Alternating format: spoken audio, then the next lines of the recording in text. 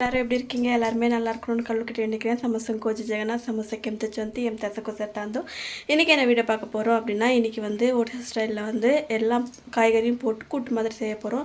அதை வீடியோ தான் நான் உங்ககிட்ட செய்ய போகிறேன். ஒரு சிஸ்டர் கேட்டிருந்தாங்க அடுப்பில் வந்து சமையல் செஞ்சு வீடியோ காட்ட சொல்லி. இன்றைக்கி அதை தான் செய்ய போகிறோம். அதுக்கப்புறம் பாண்டிச்செல்வி அப்படின்றவங்களுக்கு வந்து இன்றைக்கி பிறந்த நாள். Many more happy returns of the day sister.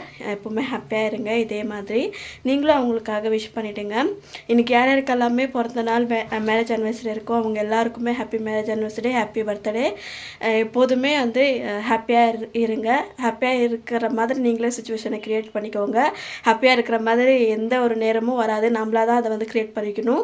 So எந்த ஒரு சூழ்நிலையுமே வந்து நம்ம கஷ்டமாக இருக்கும் அப்படின்னு நினச்சிங்கன்னா அது கஷ்டமாக போகும். நம்ம ஹாப்பியாக இருப்போம் அப்படின்னு நினச்சிங்கன்னா கண்டிப்பாக ஹாப்பியாக தான் போகும். ஸோ அதனால் நீங்கள் வந்து எப்போவுமே நான் ஹாப்பியாக தான் இருக்கேன் அப்படின்னு சொல்லிட்டு உங்கள் மனசை நீங்களே வந்து மனசு முழுக்க வந்து ஹாப்பினஸை மட்டும்தான் ஃபில் பண்ணுங்கள். அதை தவிர இந்த மாதிரி பேடாக நினைக்கிறது, ஐயோ நம்மளுக்கு வந்து நம்மளோட லைஃப் இப்படி ஆயிடுச்சு அப்படி ஆயிடுச்சு அப்படின்னு சொல்லிட்டு குழப்பமாக இருக்கிறத விட அந்த லைஃப்பை வந்து நம்ம எப்படி கொண்டுட்டு போனால் நம்மளுக்கு வந்து ஹாப்பியாக கொடுக்கும், இதை வந்து நம்ம பண்ணால் நம்மளுக்கு ஹாப்பியாக கொடுக்குமா அப்படின்னு சொல்லிட்டு யோசித்து நீங்கள் வந்து ஹாப்பினஸை வந்து க்ரியேட் பண்ணிக்கிட்டே இருக்கணும். எப்போ பார்த்தாலும் நம்ம வந்து சோகமாக அப்படின்னு நினச்சிட்டே இருந்தோன்னா அந்த சோகமே தான் நம்மளை மூழ்கி வச்சிரும். நீங்கள் ஹாப்பியாக இருக்க அந்த சோகத்தை தாண்டி நீங்கள் ஹாப்பின்னு சொல்லிக்கிட்டே இருந்தீங்கன்னா கண்டிப்பாக ஒரு நாள் இல்லைன்னா ஒரு நாள் நீங்கள் ஹாப்பியாக இருக்கிற மாதிரி உங்களுக்கு அந்த சுச்சுவேஷன் மாறும், எல்லாமே மாறும். நான் ஸ்டார்டிங்கில் இங்கே கல்யாணம் பண்ணி வரும்போது என்னோடய மைண்ட் செட்டிங்கில் வந்து அப்போது வந்து ரொம்ப கம்மியான வயசு தான், 18 ஃபில் ஆகி 19 வயசு தான் அப்போது தாண்டி வந்தது. நான் அப்போது என்னோட மைண்ட் ஃபுல்லாகவே நான் ஏன் இப்படி பண்ணுறேன் அப்படின்னு சொல்லிட்டு எனக்கே தெரியல. ஆனால் ஒரே ஒரு ரீசன் என்னென்னா என் ஹஸ்பண்ட் மட்டும்தான். ஏன்னா அவர் மேலே வச்சுருக்கிற லவ், அவர் என் மேலே வச்சுருக்கிற கேரிங் லவ், அது மட்டும்தான் இது வரைக்கும் எங்கள் 2 பேரையுமே இன்னும் வரைக்குமே கொண்டுட்டு போகுது. ஸோ அதனால் முடிஞ்ச அளவுக்கு வந்து பாசத்தை கொடுக்கறது மட்டும்தான் ட்ரை பண்ணுங்க. நெகட்டிவ் கொடுத்தாங்கன்னா அதை வந்து தூக்கி போட்டுருங்க, பாசத்தை கொடுத்தாங்கன்னா பக்கத்தில் வச்சுக்கோங்க, அவ்வளோதான். அதை தாண்டி நான் வந்து என்னோடய லைஃப்பில் நான் நிறைய பட்டிருக்கேன், நிறைய வந்து ஸ்ட்ரகிள்ஸ் எல்லாமே வந்து தாண்டி வந்திருக்கேன். ஸோ அதனால தான் அந்த ஒரு எக்ஸ்பீரியன்ஸை தான் சின்னதாக நான் வந்து உங்களுக்கு ஒரு மோட்டிவேஷ்னலாக சொல்கிறேன். நிறைய பேர் வந்து எனக்கு எதுவுமே தெரியாது, எனக்கு எதுவுமே வராதுன்னு சொல்லி சோர்ந்து போய் அப்படியே அவங்களோட லைஃப்பில் எதுவுமே இல்லை அப்படின்னு சொல்லி விட்டுறாங்க. அந்த மாதிரி இருக்காமல் உங்களோட சுற்றி இருக்கிறவங்களையும் ஹாப்பியாக வச்சுக்கோங்க, நீங்களும் ஹாப்பியாக இருக்க. அப்போ தான் வந்து உங்களுக்கும் வந்து ஒரு எனர்ஜி வரும். ஸோ அதனால் அந்த எனர்ஜி வச்சுக்கிட்டு நீங்கள் வந்து ஹாப்பியாக இருக்கிற மாதிரி ஃபீல் ஆகும். ஸோ முடிஞ்ச அளவுக்கு நீங்கள் வந்து ஹாப்பியாக இருக்கேன் அப்படின்னு சொல்லிட்டு மைண்ட்ஃபுல்லாக நினச்சிக்கோங்க. அதுக்கப்புறம் ஹாப்பியாக மட்டும்தான் இருப்பீங்க. கண்டிப்பாக இந்த மாதிரி நீங்கள் ட்ரை பண்ணுங்கள். அந்த கஷ்டத்தையுமே இது ஹாப்பி தான், இது வரது கொஞ்சம் நேரத்தில் போய்டும், ஆனால் ஹாப்பி தான் நிரந்தரம் அப்படின்னு சொல்லிட்டு நீங்கள் நினச்சிக்கோங்க. சரி, ஓகே வாங்க. ரொம்ப வளர்றேன் அப்படின்னு நினைக்கிறேன், சாரி. எனக்கு தோணுன ஒரு விஷயம், ஏன்னா என் கூடவே என்னோடய ஃப்ரெண்ட்ஸ் வந்து எப்பவுமே வந்து எனக்கு இந்த பிரச்சனை அந்த பிரச்சனை சொல்லிக்கிட்டே இருப்பாங்க. அவங்கக்கிட்ட முடிஞ்ச அளவுக்கு நான் சொல்கிற ஒரே விஷயம், ஹாப்பியாக இருக்க பழகிக்கோங்க, அந்த கஷ்டத்துலையுமே ஹாப்பியாக இருக்க பழகிக்கோங்க அப்படின்னு தான். நம்ம எவ்வளோ கஷ்டப்பட்டாலும் அந்த ஒரு நாள் மட்டும்தான் அந்த கஷ்டமாக இருக்கிற மாதிரி நம்ம நினச்சிக்கணுமே ஒழிய அதையே வந்து மனசுக்குள்ளே வச்சுக்கிட்டு நம்மளோட லைஃப் இப்படி ஆயிடுச்சு அப்படின்னு சொல்லிட்டு. இது முக்கியமாக என்னோடய ஃப்ரெண்டுக்காக தான் நான் சொல்கிறேன். அவள் வந்து என்கிட்ட பேசுகிறதும் கிடையாது.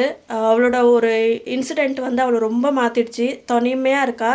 அந்த ஒரு காரணத்துக்காக தான் இது மூலியமாச்சு அவள் ஒரு வேளை என்னோடய வீடியோஸ் எல்லாமே பார்க்குறா. ஒரு வேளை நீ பார்க்குற அப்படின்னா தயவு செஞ்சு இந்த ஒரு விஷயத்த வந்து உன்னோட லைஃப்குள்ளே கொண்டுட்டு வா. நீ எப்போவுமே வந்து தனியாக இருக்க அப்படின்னு மட்டும் எப்போவுமே நினைக்காத. உன்னை சுற்றி நிறைய பேர் இருப்பாங்க, அது உனக்கு தெரியாது. உன்னோட ஹாப்பினஸ்ஸை உன்கிட்ட மட்டும்தான் இருக்குது. ஸோ அதை நீ வந்து தொலைச்சிடாமல் உன்னோட ஹாப்பினஸ் எதுன்னு அதை தாண்டி நீ போகணும், சரியா? எப்பவுமே மனசு உடைஞ்சி ஒரு ரூம்குள்ளே அடித்து அழுந்து புரண்டுக்கிட்டு உன்னால் எவ்வளோ அழுவ முடியுமோ அழுந்து முடிச்சுட்டு இதுக்கப்புறம் லைஃப்பில் வந்து என்ன பண்ணணுன்றதை மட்டும்தான் நீ யோசிக்கணுமே ஒழிய அதுக்குள்ளேயே மூழ்கி மட்டும் இருந்துடாதீங்க தயவு செஞ்சு.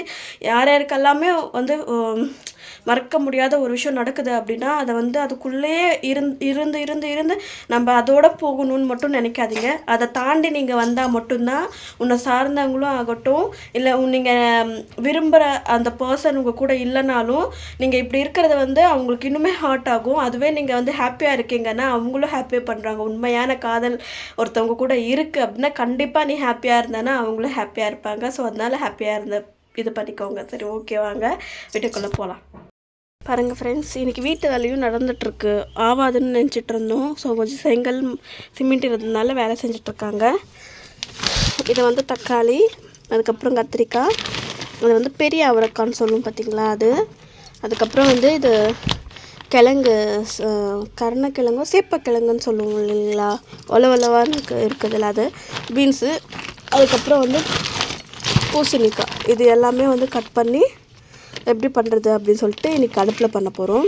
இதில் வந்து பசலைக்கீரையும் போட போகிறோம். அதுவும் எப்படி கட் பண்ணி போடுறாங்க அப்படின்னு சொல்லிட்டு மாமியார் வந்ததுக்கப்புறம் உங்ககிட்ட காட்டுறேன்.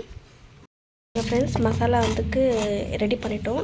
வெங்காயம், பூண்டு, அதுக்கப்புறம் வந்து காஞ்ச மிளகா, சீரகம், கடுகு. ஓகேங்களா, இது மட்டும் நம்ம வந்து பேஸ்ட் பண்ணி அரைச்சிக்கலாம். இதில் தண்ணி ஊற்றி நல்லா ப்ளெயினாக அரைச்சிக்கலாம். வெறும் ஆயில் மட்டும் விட்டுட்டு இதை போட்டு இந்த மாதிரி பரட்டி விடணும், அவ்வளோதான்.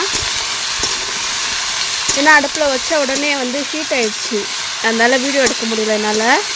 ஆயில் போட்டுட்டு இந்த மாதிரி ஒரு 10 நிமிஷம் மட்டும் கிளறி விடணும். கிளறி விட்டதுக்கப்புறம் என்ன போடணும் அப்படின்னு சொல்லிட்டு உங்கள்கிட்ட காட்டுறேன். ஃப்ரெண்ட்ஸ், நல்லா வந்து குக் ஆகிட்டே இருக்குது. இந்த அளவுக்கு நல்லா வந்து ஆயில் ஃபுல்லாக பட்டதுக்கப்புறம் நம்ம வந்து மசாலாவை வந்து இந்த அளவுக்கு தண்ணி ஊற்றி வச்சு இதில் நம்ம ஊற்றிடணும். ஊற்றிட்டு நம்மளுக்கு எந்த அளவுக்கு ரொம்ப தொக்கா வேணுமா இல்லை எப்படி கொஞ்சம் தண்ணியாக வேணுமா அப்படின்னு சொல்லிட்டு உங்களோட விருப்பம், அதுக்கேற்ற மாதிரி இது பண்ணிக்கோங்க. எனக்கு இன்னும் கொஞ்சம் தண்ணி வேணும், ஏன்னா நல்லா வேகணும். வெந்ததுக்கப்புறம் தான் அது வந்து கொஞ்சம் கூட்டு மாதிரி மாறும். ஸோ அதனால் நான் வந்து இன்னும் கொஞ்சம் தண்ணி ஊற்றிக்கிறேன். இந்த அளவுக்கு எனக்கு தண்ணி போதும். இப்போ வந்து இதில் வந்து மஞ்சள் தூள், உப்பு நம்ம வந்து போட்டுக்கலாம். மஞ்சள் தூள் போட்டாச்சு. சரியான காற்று. மஞ்சள் தூள் போட்டு மிக்ஸ் பண்ணிவிட்டு இதை வந்து ஒரு 10 நிமிஷம் வந்து குக் பண்ணிவிட்டு அதுக்கப்புறம் வந்து உப்பு போடலாம். ஏன்னா காய்கறிகள் வந்து கொஞ்சம் கம்மியாயிடும், அதுக்கப்புறம் பார்த்து போடலாம். இதை வந்து தட்டு மூடி வச்சிடுறேன் நான். இப்போது அது கொஞ்சம் நல்லா குக் ஆகிடுச்சு. இப்போ வந்து பசலைக்கீரையை வந்து நம்ம போட்டுக்கலாம் இதுக்குள்ளே.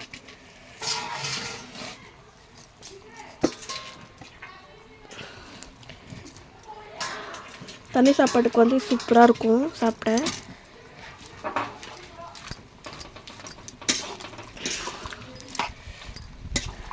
இப்போ வந்து நம்ம இதுக்குள்ளே உப்பு போட்டுக்கலாம். எவ்வளோ வேணுமோ உங்களுக்கு ஏற்ற மாதிரி உப்பு போட்டுக்கோங்க.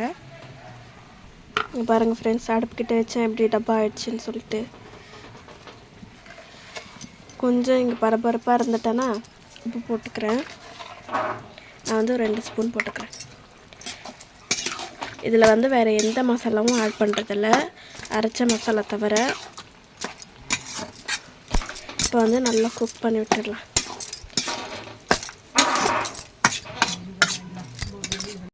பாருங்கள், ஓரளவுக்கு வந்து கூட்டு மாதிரி பண்ணியாச்சு.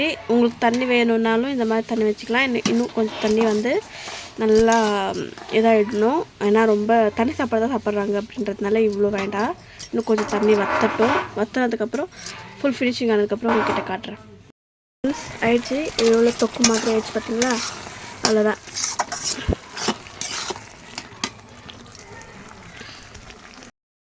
இங்கே பாருங்கள் ஃப்ரெண்ட்ஸ், ரசம், சாப்பாடு, அதுக்கப்புறம் வந்து அப்பளம். என்னோடய ஃபேவரட் அப்பளம். யாருக்கு எல்லாமே அப்பளம் பிடிக்கும்னு கமெண்ட் பண்ணி சொல்லுங்கள்.